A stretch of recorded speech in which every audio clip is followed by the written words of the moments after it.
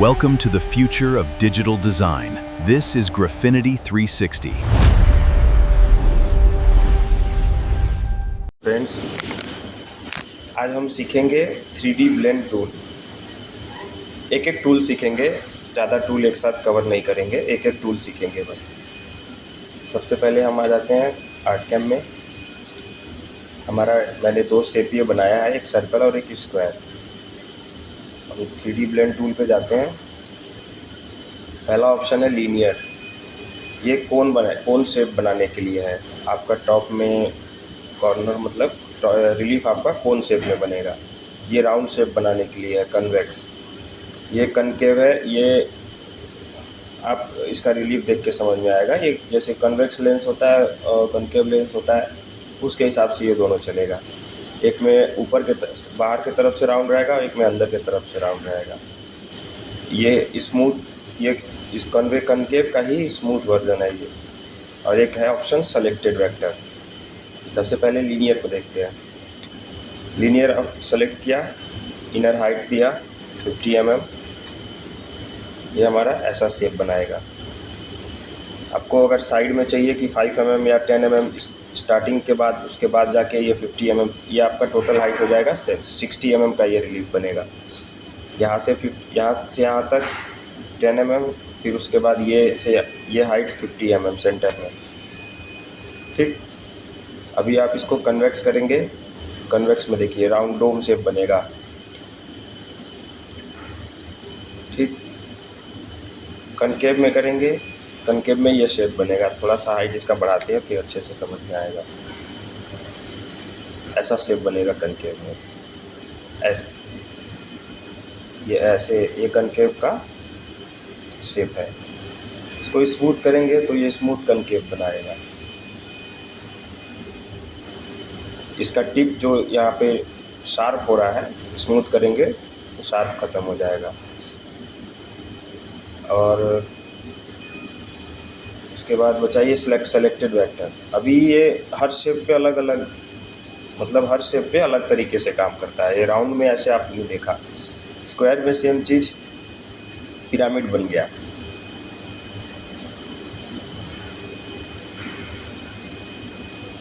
और कन्वेक्स में ऐसा शेप आ रहा है, कनकेव में ऐसा शेप आ रहा है। तो ये एज पर शेप, आपका शेप कैसा है उसके हिसाब से। अगर आप एक पॉलीगॉन बनाते हैं, इसका शेप इसके हिसाब से इसका रिलीफ आएगा।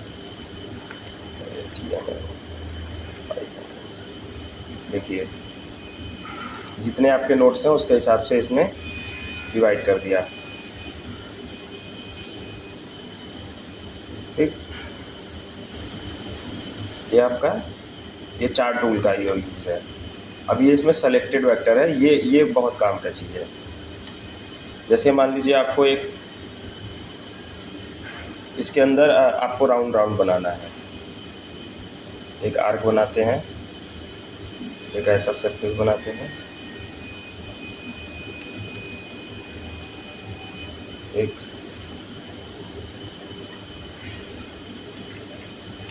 ऐसा शेप, कोई भी शेप बनाते हैं।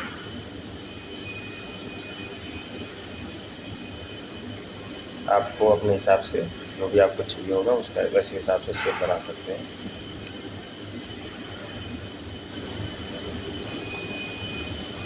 फिर ये वेक्टर को सेलेक्ट करते हैं, 3D ब्लेंड में जाते हैं। अभी मैंने प्रोपोर्शन के बारे में नहीं बताया, अभी प्रोपोर्शन के बारे में भी बताता हूँ। पहले ये सेलेक्टेड वेक्टर देखते हैं। जैसे मैंने ये सर्कल सेलेक्ट किया, सेलेक्ट वेक्टर पर क्लिक किया। बॉर्डर का हाइट 15 mm दिया, सेंटर का हाइट 80 mm दिया। सेलेक्टेड वेक्टर है। आपको शिफ्ट के साथ आपको जैसा शेप चाहिए उसका वेक्टर सेलेक्ट कर लेंगे।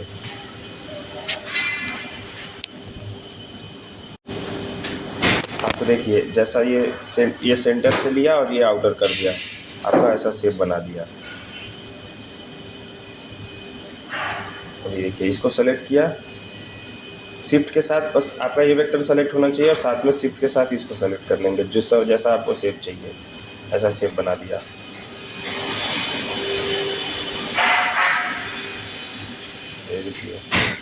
ऐसा शेप बना दिया। आप जैसा ये सेलेक्ट वेक्टर में आप जैसा क्रॉस सेक्शन बना के जैसा उसको सेलेक्ट करेंगे, साथ में शिफ्ट के साथ सेलेक्ट करेंगे, सेम वैसा रिलीफ आपका उस ऑब्जेक्ट के अंदर आ जाएगा।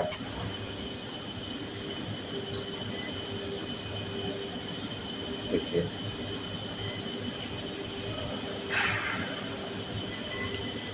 जैसा शेप आप चाहेंगे वैसा आ जाएगा।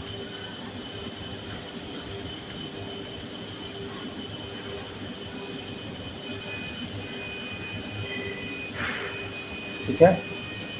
अब प्रोपोर्शन का देखते हैं। जैसे मान लीजिए आपने इसमें रिलीफ दिया, ये कोन वाला शेप बनाया, ठीक। अब आप इसमें प्रोपोर्शन कम करेंगे ना, तो ये जितना कम करेंगे उतना ये फ्लैट करता जाएगा।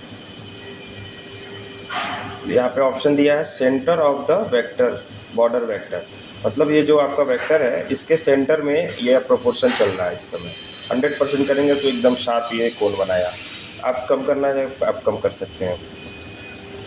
Select with the point cursor, आप ये ऑप्शन सेलेक्ट करेंगे तो आप किसी भी, ये जो आपका टिप है ना, इसको आप किसी भी साइड मूव कर सकते हैं। जो भी आपका ये शार्प आ रहा है, आप चाहते हैं इस कोने पे आए या इस बॉर्डर के थोड़ा सा इस साइड आए या इधर आए, तो इसके लिए ये यूज़ करेंगे। अब आप जिधर ये करेंगे उधर ये कॉर्नर शेप आएगा, जहाँ पे आप रखेंगे वहाँ पे ये शार्प शेप करेगा। देखिए, आपको ये डॉट देगा, इस डॉट को आप मूव कराएंगे, जिधर आप मूव कराएंगे उधर आपका वो टॉप हाइट उधर आ जाएगा। जो आपका 100 mm है ना, वो 100 mm इधर आ जाएगा। अब प्रोपोर्शन इसमें कम करेंगे, ठीक है। प्रोपोर्शन शार्प रखेंगे तो ये आपका जो वेक्टर है वो शार्प बनेगा, रिलीफ जो है शार्प बनेगा। सेम सब सारे टूल में ये काम करेगा, सेलेक्टेड वेक्टर में भी ये काम करेगा, ठीक है।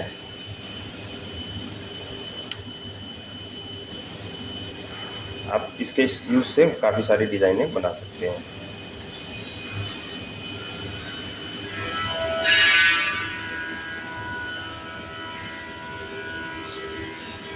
अभी हम लोग ये टूल देखते हैं, contour blend. Contour blend simple है, इसमें आपको एक ही दो शेप देगा।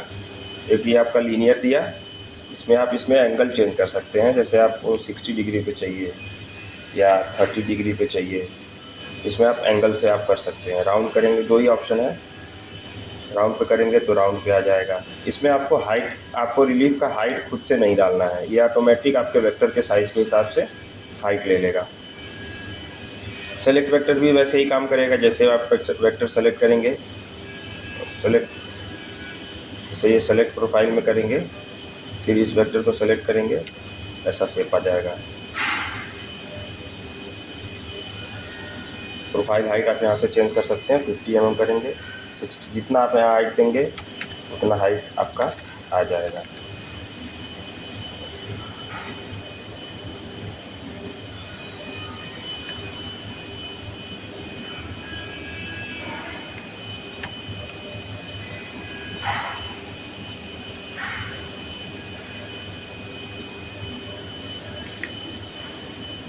अब इस पर आप जितना हाइट देंगे इसका ये उतना सेंटर तक ये चला गया। देखिए, ऐसा शेप बनाने के लिए इसको यूज़ करते हैं। राउंड करेंगे, राउंड का शेप आएगा। इसमें आपको हाइट नहीं डालना है, लीनियर में आपको हाइट नहीं डालना है। अभी मान लीजिए आपने सेलेक्ट वेक्टर किया, आपका प्रोफाइल चेंज करना है, आपको ये प्रोफाइल, कोई भी प्रोफाइल डालना है, सेलेक्ट प्रोफाइल करके ये करेंगे, फिर जिस वेक्टर को आप सेलेक्ट करेंगे उसमें उसका रिलीफ वो पड़ जाएगा। जिस वेक्टर को सेलेक्ट करेंगे सब में उसमें पड़ता जाएगा, ठीक है। ऐसे शेप बनाने के लिए यूज़ करते हैं इसको। अभी हमारा ये वीव टूल है। वीव टूल यूज़ होता है, काफ़ी कम इसका मैंने यूज़ किया है आज तक। इसका काफ़ी यूज़ है एंगल प्लेन का। जैसे आपने मान लीजिए किसी ऑब्जेक्ट को, किसी वेक्टर को आपने रिलीफ दिया, जैसे भी आप देना चाहते हैं, मान लीजिए कन्वेक्स से दिया, इनर में आपने 80 mm रखा, साइड में आप बॉर्डर पे 20 mm रख दिया, इधर 40 mm रख दिया, तो आपने इसको रिलीफ दे दिया है। अगर आप अब इसको आपको सॉरी वो फेड रिलीफ है। एंगल प्लेन के लिए आपको इसको सेलेक्ट करके एंगल प्लेन में क्लिक करना होगा। अभी आप ये एक फर्स्ट पॉइंट ऑन प्लेन देख रहे हैं। यहाँ जो भी आप हाइट डालेंगे, मान लीजिए 50 mm डाल दिया, यहाँ डाल दिया 20 mm, तो ये उसके हिसाब से आपका एंगल आपका रिलीफ बना देगा।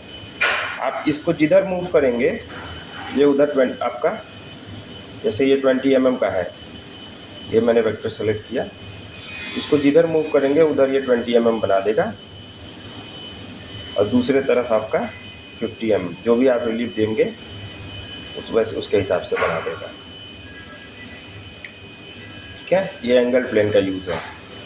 इसमें आप थर्ड पॉइंट भी यूज़ कर सकते हैं। जैसे आप ये थर्ड पॉइंट है, आप चाहते हैं कि इधर 5 mm रहे, तो आप इधर 5 mm देंगे तो उसके हिसाब से एंगल प्लेन बन गया। यहाँ 20 mm है फर्स्ट पॉइंट पे, इस पॉइंट सेकंड पॉइंट पे 20 mm है, फर्स्ट पॉइंट पे 50 mm है। एक मिनट, इसको इधर करते हैं। ये पॉइंट पे 50 mm है, इसको मूव कराएंगे तो आप ये देखेंगे इधर कोऑर्डिनेट फर्स्ट पॉइंट का मूव हो रहा है।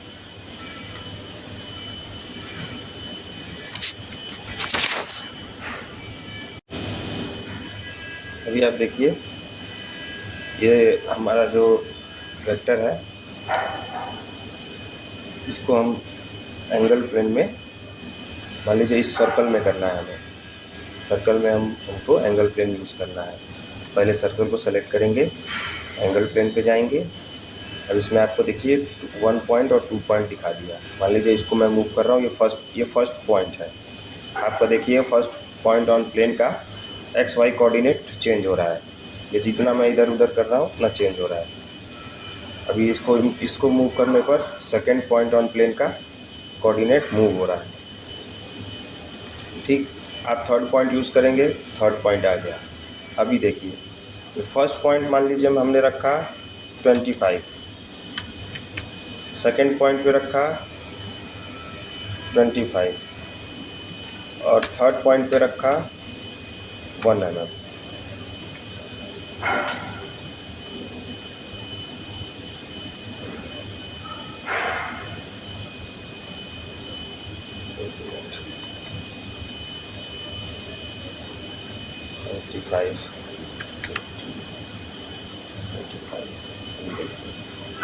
देने के बाद थर्ड पॉइंट किया। सर्कल में थर्ड पॉइंट शायद ना यूज़ हो, मैंने ट्राई नहीं किया कभी, चेक करता हूँ। अप्लाई किया, कोई रिलीफ नहीं बना। अच्छा, 1 मिनट, पेंटागन में ट्राई करें, पॉलीगॉन में।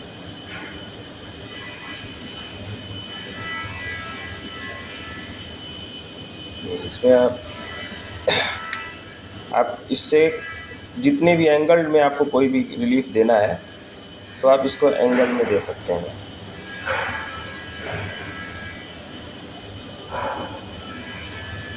ठीक, अभी हम आगे टूल देखते हैं, इसमें साथ में कवर कर लेते हैं। इसको छोटा सा टूल है लेकिन बहुत काम का है। जैसे आपने इसको किसी को रिलीफ दे दिया, लिमिट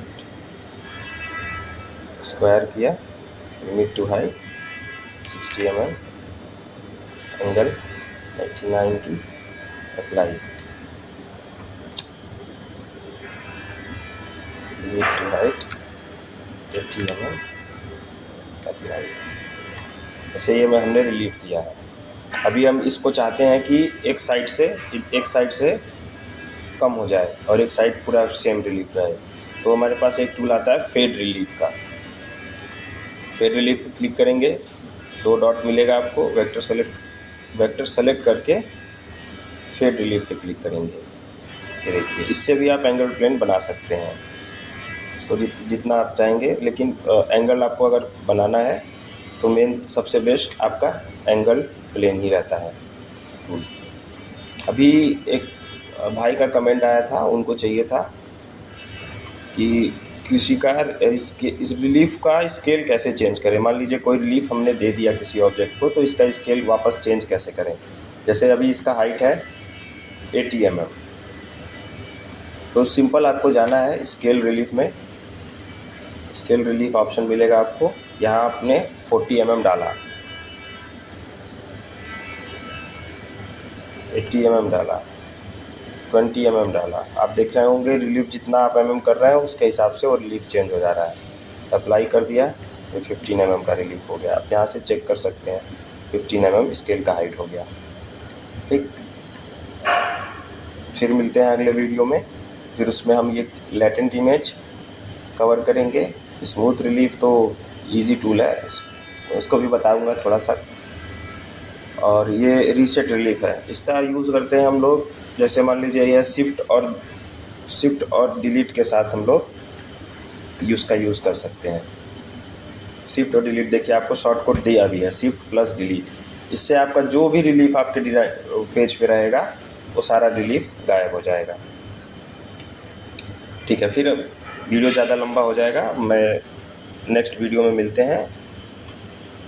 आपको ये सारे टूल, अब शेप टूल हमने सारा लगभग कवर कर लिया, बस एक रह गया है लेटेंट इमेज। ये इसको कवर करेंगे नेक्स्ट टूल में। अब रिलीफ के अंदर हम लोग क्या क्या काम, जैसे रिलीफ दे दिया, ये सारे टूल उसके बाद काम करेंगे। रिलीफ के लिए ये सारे टूल थे। अब रिलीफ देने के बाद उसके अंदर क्या चीज़ मॉडिफाई या क्या जैसे आपको करना है, उसके लिए ये सारे टूल्स हैं। तो इन अगले वीडियोस में हम इन टूल्स को कवर करेंगे। Thank you.